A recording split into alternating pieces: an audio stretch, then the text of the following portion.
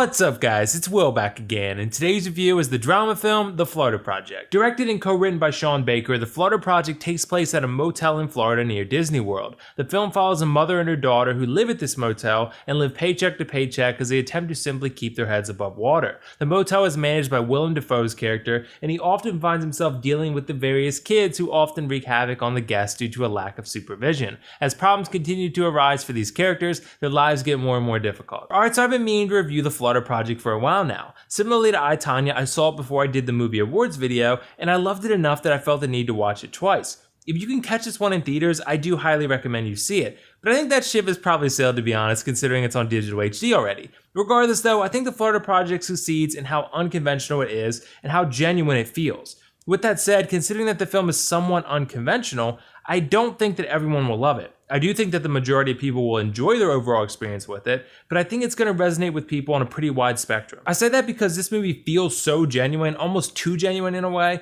that it often has a documentary vibe to it. I think this works in its favor for the most part, but in the beginning I kind of felt like I was just watching someone recording kids do kid stuff for half an hour. Luckily this isn't the eventual trajectory of the film. The story begins to hook you, and it hooked me at least, when it starts putting the family aspect center stage, when it becomes a family drama. This is where I found the most emotion and where I became the most invested in the characters.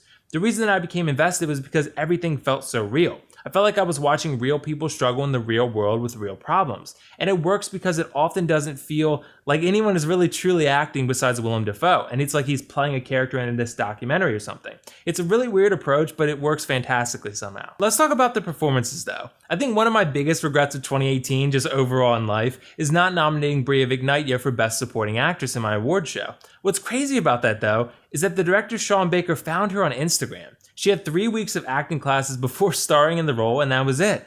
And she came in and absolutely killed it. I loved Willem Dafoe. I think he's great in this movie, but I think I was more impressed with Bria Vinaite because her performance felt the most genuine to me.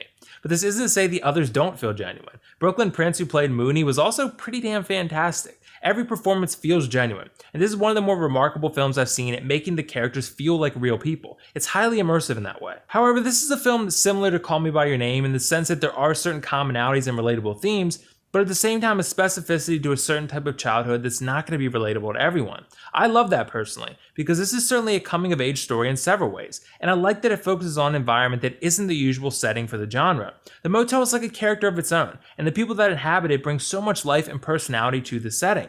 That's one of the best things The Florida Project has going for it, honestly. Its sense of atmosphere is extremely strong, one of the best of 2017 easy. When you break it all down, The Florida Project tackles a number of important themes, and it does so by creating characters, setting, and interactions that feel real. Every time these characters interact with each other, it feels like you're just watching real people converse about real problems. And when you watch the kids simply do kid things, it feels like it has meaning to it, because there's inherent realism and simplicity to it, and that kind of makes it beautiful in a way.